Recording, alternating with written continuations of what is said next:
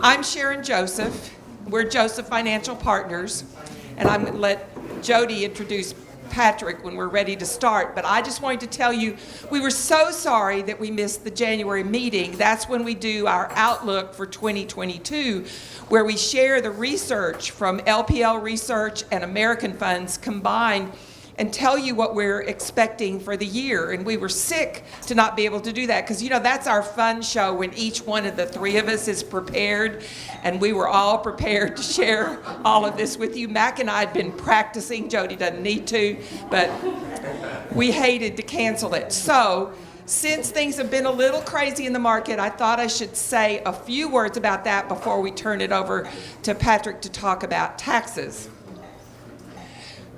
2021 was a year, it's a once-in-a-decade year. Don't expect another year like that this year or anytime soon.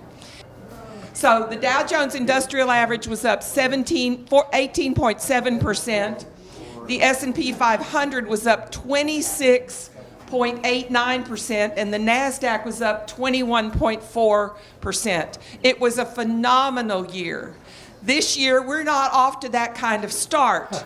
This year, the Dow Jones is down 4.36%, and we updated these. This is after today when we had an up in the market. It's still down for the year. S&P 500 is down 6.79, and the NASDAQ is down 10.69. So the question is, what's going on? And I have a one-word answer. It's inflation. It's not the Ukraine, they talk about that, but it is inflation. Why is inflation such a big deal? Inflation's such a big deal because the charge of the Federal Reserve, the U.S. Central Bank, is two parts. One, to keep full employment and to keep stable prices. Neither one is working right now. Unemployment is somewhere between 8 and 13%. And inflation is somewhere between 6 and 7%. The Fed's got to do something. They're trying to telegraph what they're going to do. They haven't done anything. They haven't even stopped buying bonds. So you need to be prepared. The market is not going to like it as the Fed begins to raise interest rates. That's one of the reasons that I wanted a chance to share this with you. It's not going to be a good year. Stocks are going to struggle as the slowing economy, because when the Fed begins to raise interest rates, what are they doing? They're trying to slow the economy down. The reason interest rates got so low is because they were trying to stimulate the economy because of COVID. So stocks aren't going to like it. Bonds aren't going to like it. Bonds don't like it when interest rates go up in value. They go down in value. Cash is not going to like it because the cash goes down in relation to inflation. So it's like there's no place to hide. There's no place to go. Where do you go? Okay. So, what? I'm scaring them. I'm just trying to get their attention. To your mattress. No. In your mattress, it would be worth 7% less when you take it out. Not mattress. Stocks are the answer. But remember that not all stocks are created the same, and I'm sorry this is so small. The problem with some stocks is they are overpriced, they are poorly run companies, and they have obsolete products. Those stocks are not going to do well, but there are some that will do well. Stocks that are fairly priced, and some of them are on sale right now. Stocks that have strong earnings in well-run companies that are in an area where there's a growing need. So it's not like there's no place. There is some place. So what do you do as an investor? Understand what you own. Make sure that you know what you own, and that's what we're here for. If you don't understand what you own, we want to help you with it. And then believe in what you own, and stick with it. But don't expect it to be like 2021. It's going to be good, solid growth, but not hitting it out of the ballpark. That's the best I can do with what we were supposed to do in January, but couldn't because of COVID. So I'm going to let Jody tell you why we invited Patrick Filer to come and speak with you. Why? Why? Is he smart? He's very smart. and everybody needs to know a little bit something about taxes, especially right now. But before I go any further, I want to make sure everyone has something to write on, a comment card. We'll get those that came in late, we'll get you checked in later. Don't worry about it. We know where you live. But I want to also make sure you all have a comment card as well. You don't have to have it right now, but before you leave or before you go through our buffet line, we want to make sure you fill one of these out, not only to make sure we have your right email and who was here, but any comments you have, but any topics that you may want to hear about in the future, because we always want to tailor these to our crowd and make sure that we bring y'all knowledge that you want. So make sure you get one of those, because when we collect all of your comment cards, we are going to do a drawing for the grand prize, which I'm not going to tell you yet because it's a surprise. But you have to turn in your comment card to get that. And just so you know, the key financial data card that she gave out, this is the new 2022 data. Those of you that have been with us for a while know that we get these every year. Ray, which is Patrick's partner, loves this. He gives them out to clients. It has all the different tax brackets and tax codes and IRA limits. So that's what that is. You don't need to look at it now. It's not in the presentation as far as I'm aware. But who we brought in tonight is a friend of mine. I'm glad to know that he's also joining my Rotary Club. That's awesome. He's a new member of our Rotary Club. But his name's Patrick Feiger. He's from Dripping Springs. He went to UT as undergrad and Baylor as his graduate. He just recently joined Ray Geiswhite. A lot of y'all know Ray Geiswhite, so now it's Geiswhite, Feiger and Company. And so we asked him if he could speak at both of our presentations, tonight and next week in Kerrville, and he was obliged to do it. We refer clients back and forth. We think the world of him, so please help me welcome Patrick Feiger, our CPA.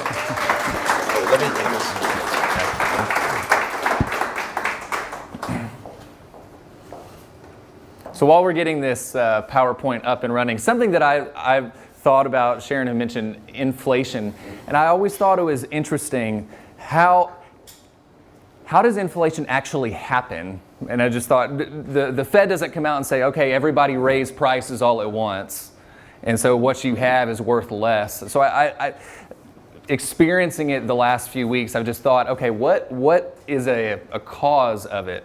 And something that I thought of was, well, if there's a limited number of goods and everybody has more money and everybody is buying these goods and all of a sudden there's a scarcity of goods, but there's still money out there, then the seller of those goods would naturally raise their price because they can, because everybody has more money, therefore the price of everything starts going up. So it's not as if it's just the Fed tells everybody inflation's going to happen, but one reason you might see a lack or a scarcity of goods or things at the grocery store, well, that might be partially because everybody has more money due to stimulus. We're going to talk about some of that tonight, but that's a result of an influx of additional cash into the economy. Therefore, everybody has more money to buy stuff, meaning there are fewer goods to buy. But anyway, just had thought about that over the last few weeks. So let's go ahead and get started. And I will read some of this off for some of you that might not be able to see it at the back. But I had looked this up just a few days ago, where it's about the number of hours that Americans spend preparing their tax returns. And this is back in 2019. We don't have numbers for 2020 yet, but it's 2.6 billion hours are spent preparing tax returns. So you can imagine if that were, of course, I'd be out of a job, but if there was a flat tax rate, that's a lot of hours that could be spent doing something else that's more efficient. Up in this top corner, it says that the due date is April 15th. Actually, this year, it is Monday the 18th. The reason for that is because in the District of Columbia, where the Internal Revenue Service and the Department of Treasury is housed, that's where they're headquartered, it's Emancipation Day. It's a holiday for the District of Columbia. Therefore, the IRS is closed. Therefore, the tax deadline is not Friday the 15th. It's actually Monday the 18th. But I'm not really telling a whole bunch of my clients that, because I don't want to be ruining another weekend. It's also Easter weekend, so I don't want to be up there all Easter weekend trying to get tax returns out the door. And then I read this just the other day, but in fact, in Maine and in Massachusetts, their due date is a day later. It's Tuesday the 19th because they have Patriot Day. So it just keeps pushing it back and back and back. But it doesn't look like this year we're going to have an extended due date like we have the past 2 years. 2 years ago it was extended to July 15th. Last year it was extended to June 15th. And April 15th really didn't mean anything. Well, it doesn't look like that's going to happen this year. I'm not expecting another ice storm to push it back at this point, but you never know. So this bracket, and I'll summarize it, is breaking down based on your income levels, who in this country is paying the majority of the tax. So this top blue section, that's the top 1% of earners, pay almost 40% of the income tax. If you take the next 4%, so top 5% of earners, being the blue and the yellow, they're paying in about 60% of the tax, so it works its way down. So what you're going to see is the top 50% of income earners in this country pay about 95% of the tax. So the bottom half only pay 5% of income taxes. Here's some terms that I'll explain. The gross income, adjusted gross income, and taxable income. Gross income isn't really a term that's used on a tax return. It's thrown around. Many clients will ask me, what's my gross income? Well, that doesn't actually exist. Really, the appropriate terminology for it is adjusted gross income. And what that is going to take all your income before you take your standard deduction, or if you itemize your deductions, and we'll get into that, the kind of the difference between the two. So it's your income before your standard deduction or your itemized deductions. Taxable income is what your tax is calculated on. It's going to be after all those deductions prior to taking the tax credits, but that's what your taxable income is. So the standard for deduction for 2021 for single filers is about $12,500. For married filing joint, it's just over $25,000. And it gets, for each filer, if you're over age 65 or if you're blind, you get an additional $1,700. So what you're looking at is if you're a joint filer and both of you are over 65, it equates to about $28,500 approximately. Again, that's not necessarily, if you're using tax software, you don't need to memorize any of these numbers because it's layered in there. So itemized deductions. When you can either take the standard deduction or itemize your deductions. You get to take one or either one, whichever is best. Like I said, the standard deduction for a married filing joint couple, it's about $25,000. But if it's better for you to itemize your deductions, you can do that. And what that is comprised of is your state and local taxes. The problem is that's capped at $10,000. So especially here in Gillespie County, if you have real estate, you say, well, I pay $15,000 in property taxes every year. I'm getting closer to that standard deduction. Well, you only get to take 10. And I mentioned this, I guess, a few years ago when I did this presentation, but there are many states that have income taxes, legislation that they've passed. Texas does not have an income tax. But for those states that do have an income tax, they don't like this because now they only get to deduct up to $10,000 of the combined property taxes or income taxes. And so if you're living in California, you're going to be paying much more than that. Their tax rate there, the top tax rate is about 13 or 14% on top of your federal income tax. So they're not getting to deduct a whole bunch of their state income taxes. So when you're looking at your itemized deductions, you get to take into account property taxes, your home mortgage interest. There's a new limit for 2021. So if your outstanding principal balance on your home mortgage is over $750,000, that's the outstanding principal balance, it starts haircutting the interest expense that you can take. You can also take medical expenses, but it has to exceed 7.5% of your adjusted gross income. And that's one of those numbers that I was talking about where it's after or it's before taking your standard deduction or itemized deductions. But what it means is if, let's say, you go to your physician and you pay him $100, or a deductible for $100, well, that might not be deductible because you have to exceed 7.5% of your adjusted gross income first. Casualty and theft losses, usually these days they're limited to official declared disaster areas. So the ice storm, right now we're not thinking that actually should be classified as a casualty loss because it wasn't a presidentially declared disaster area. We might have thought it was pretty bad and lost a lot of trees, but pruning the trees in your front yard is not a tax deduction. Some other deductions that are not allowed, and this goes back to 2018, that these deductions haven't been allowed since then, is unreimbursed employee expenses. So if you're a W-2 employee and you buy your own supplies, you can no longer deduct those. The only way that you get a benefit is going to your employer and asking to be reimbursed. Investment fees, so that's a downside for colleagues over here. You don't get to deduct your investment fees, and then also you don't get to deduct your tax prep fees. So that's harmful to me. So if you pay your CPA, it's not deductible. Now I say that these are in effect until 2025. At the end of 2025, things are going to revert back to the way they are, or the way they were before then. Standard deduction is going to be cut in half. Instead of $25,000 for a married filing joint couple, it's only going to be about 12 or 13. And then some of these limits are going to go away unless Congress can agree on something. If they don't do anything, then all of these are going to go away. And what you might think, well, that's a good thing. I pay more than $10,000 in property taxes, therefore it's going to be better for me.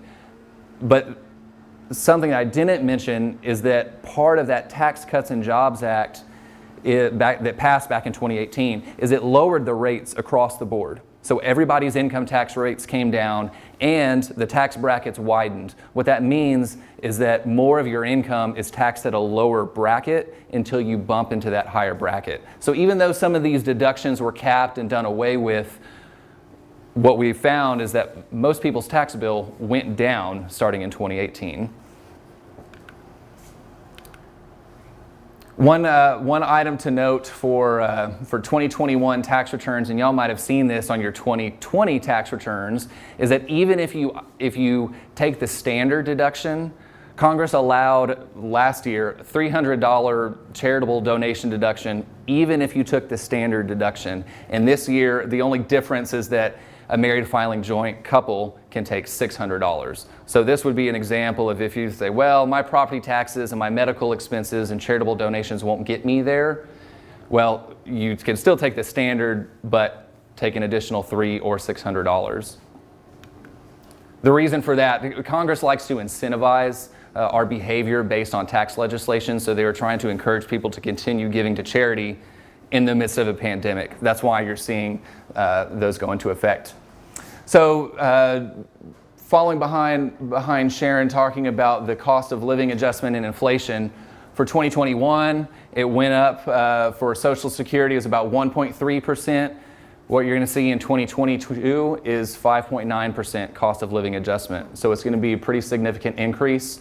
Some more new items for 2021 tax returns. That's where your third stimulus payment is going to come into effect. So if you received it, there's nothing to worry about. It's not taxable income. There's nothing you need to put on your tax return. What that stimulus payment was actually a prepayment of a tax credit.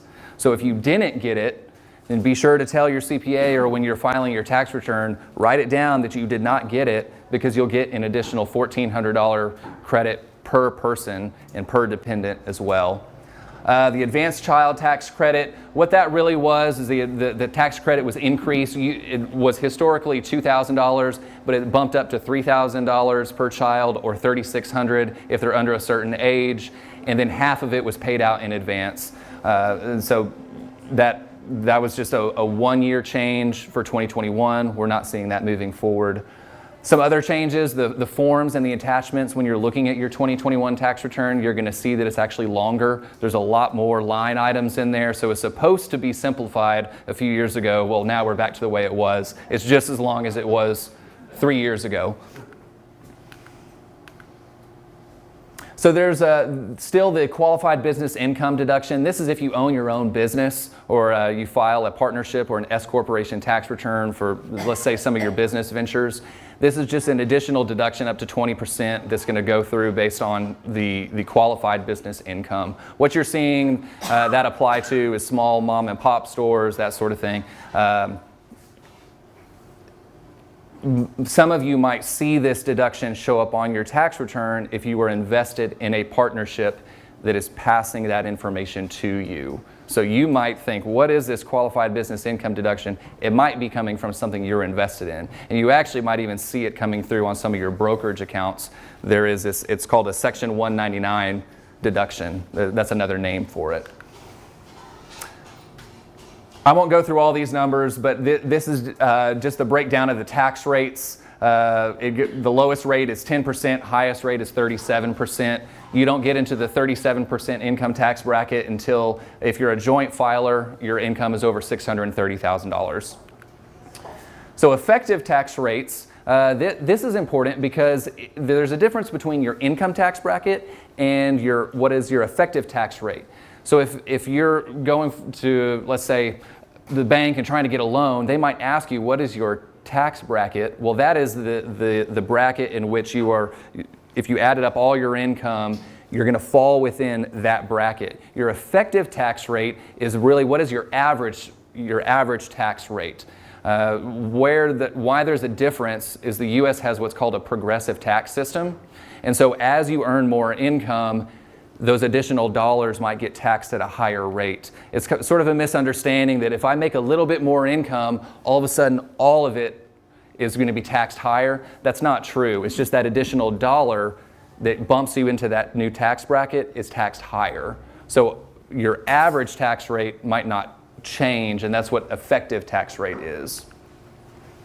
The alternative minimum tax, this doesn't necessarily apply a whole lot anymore. This was just a way of trying to layer additional tax onto your tax return if you had a whole bunch of investment income. What we're finding is that the phase outs for this are so high that we rarely are seeing alternative minimum tax show up on clients' tax returns. Of course, that's slated to change at the end of 2025, so this slide might become more important in about 2 or 3 years.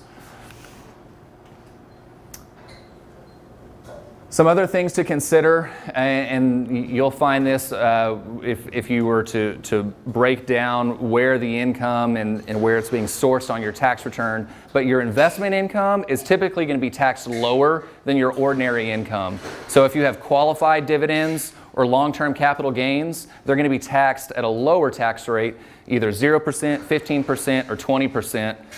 So it's going to be much better than your ordinary income rates. It's, again, Congress is trying to incentivize the general population to invest. Therefore, there are these lower tax rates. Something else to remember is that there's this additional net investment income tax that went into effect about 8 years ago. It was the Warren Buffett tax, the Obamacare tax. It's all the same thing, but it's just an additional 3.8% on your investment income if you make over a certain amount. So what this top section says here, I think it's estate and gift tax update. So starting this year, you can gift up to $16,000 per donor and per recipient, so without any sort of tax implications. So many times you think, well, if I give my kids money for Christmas or my grandkids money for Christmas, do they have to pick that up as taxable income? The answer is no, they don't. And if it's over $16,000, then it's still not taxable, but what it does is it eats into what's called your lifetime exclusion amount, and that's currently down at the bottom. It's $11.7 million. What that means is you can give away during your life or upon death $11.7 million. So many times that's not necessarily an issue. It's not an issue for me, but if you file, if you give away, let's say, $50,000, you might have to file a gift tax return. Nobody's paying income tax on it, but it's eating into some of that lifetime exclusion of 11.7. Down here at the bottom, it was cut off, but again, at the end of 2025, that 11.7 million is going to drop back down. The base is going to be $5 million. And so if, to the extent that you have an estate worth more than $5 million, it's going to be taxed at 40%. Which say, well, that's quite a bit of money. Well, if you own real estate here in Gillespie County that has been passed down through the generations, you might get there faster than you think. So it's going to be cut in half, again, if Congress does nothing. So if they can't get their act together, all the estate planning attorneys and the CPAs are going to start getting really busy in the next probably 18 months trying to figure out what to do, because it's the exclusion's being cut in half. You said 2025 might change. At the end of 2025. So these will be in effect until the stroke of midnight 2025. Right.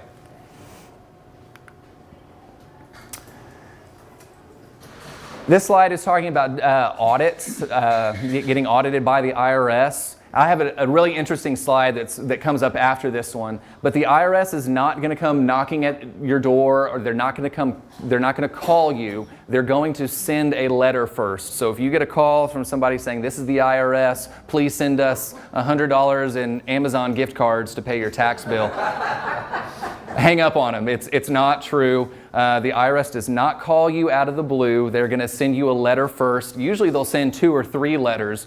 The problem that we found recently is that with the mail system being so messed up, is that many times we won't get a letter until it's letter number 3 from the IRS saying, please address this, you're ignoring us.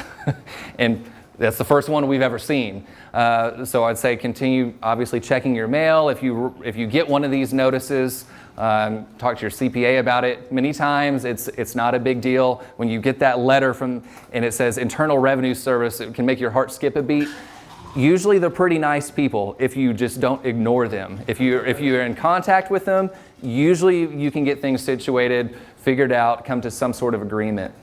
I say that about getting in contact with the IRS. The issue is that right now they have 24 million unprocessed tax returns that are from past years, 2020, 2019, and of those 24 million, about 6 to 8 million of them are individual tax returns. So there's still some business tax returns, some payroll tax returns from the past few years that they have still yet to process. So what we have found is just within the last week or two that a lot of our clients are getting notices from the IRS saying, okay, you paid us $2,000 for your 2020 taxes, but we don't have a copy of your tax return.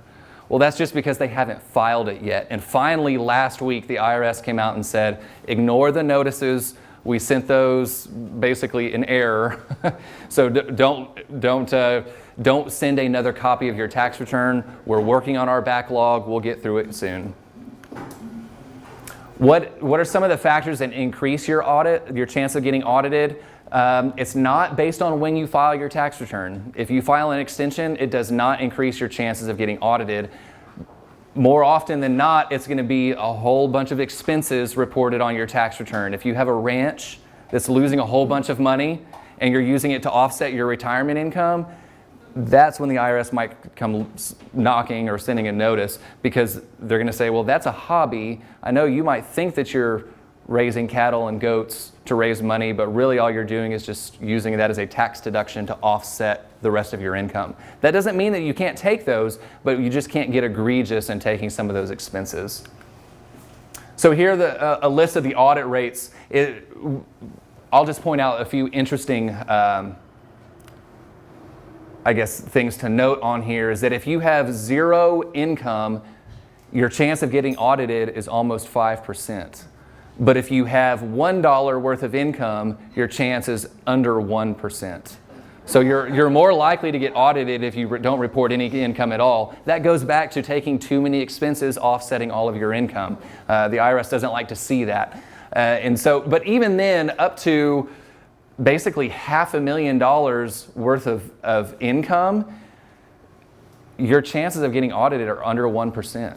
The IRS just doesn't have the resources to look through these millions and millions of tax returns, especially when they've got 24 million backlogged as we're getting into this next filing season. So these audit rates are from 2015. I bet they're going to be even lower than that for 2020 and 2021, just because there's too much of a backlog to get through.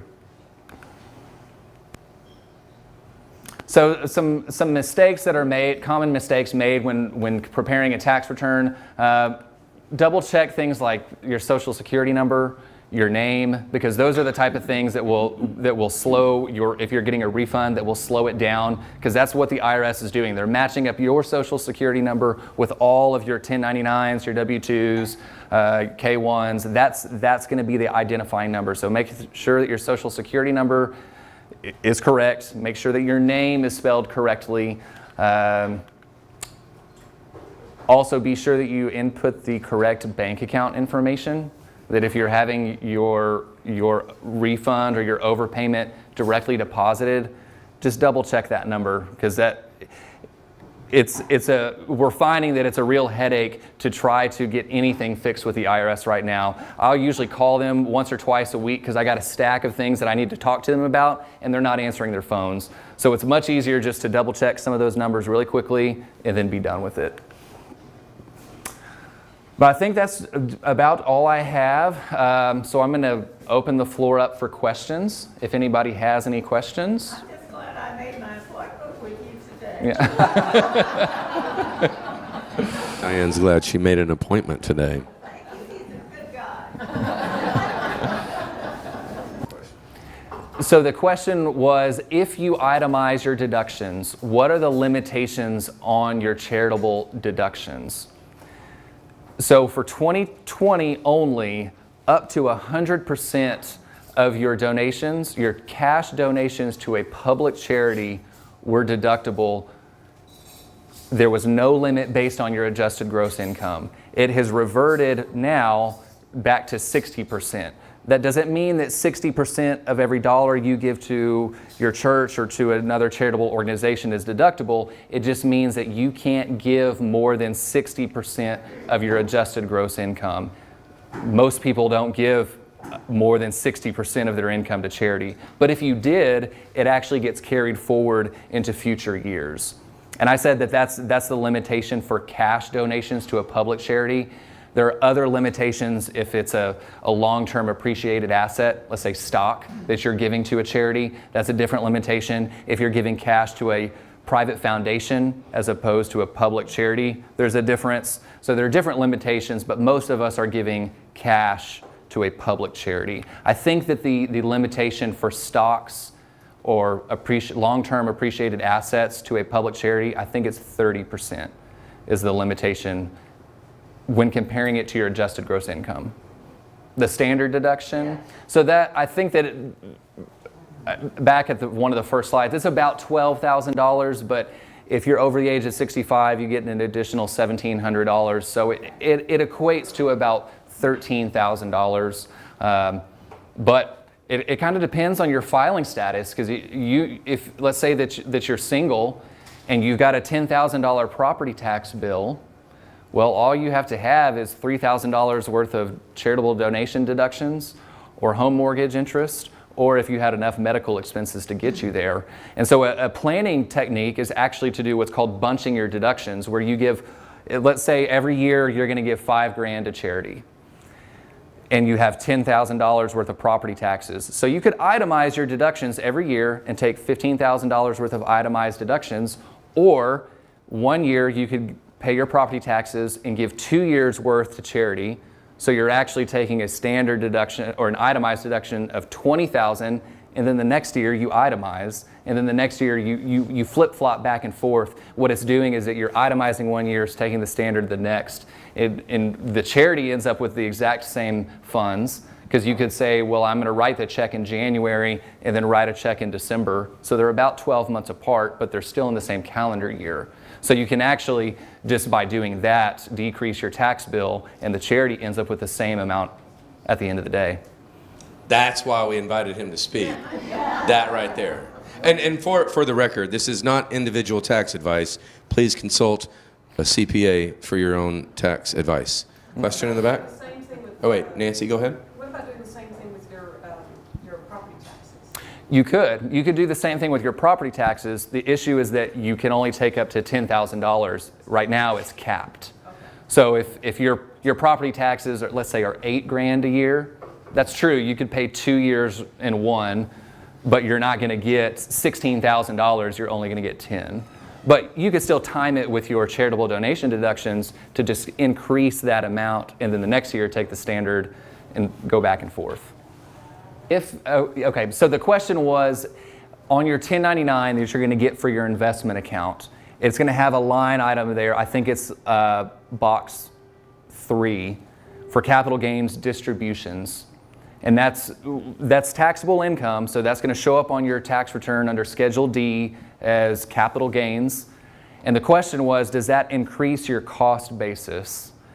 And to the extent that it's, I guess, reinvested, then the answer is yes, because you're picking up the income on that year's tax return, therefore that stock, its basis just went up. Basis is another, it's a technical term for kind of your holding value of that stock. So if you buy a piece of Exxon stock for $100, that's your basis. 10 years later, it might have tripled in value, but your basis is still $100.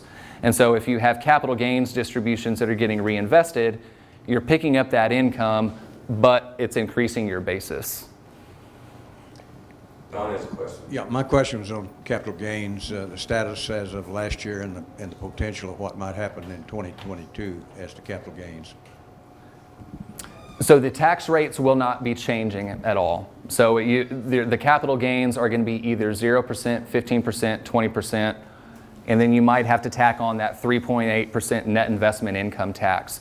There was some discussion over the past few months. It was within Congress trying to increase capital gains rates, but that didn't get any traction. What we're seeing is almost nothing that was proposed is going to get passed. Another big one was like-kind exchanges, possibly doing away with the tax deferment on like-kind exchanges or limiting the amount that you can defer. That didn't get any traction either. So I don't expect any changes. I think the big change is going to be at the end of 2025, just because if Congress can't come to the table and agree on anything, we're reverting back, and really everybody's taxes are going to go back up.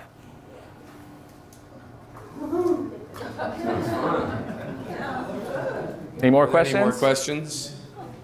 Well, thank you, Patrick. Wait. No? Sharon had a question.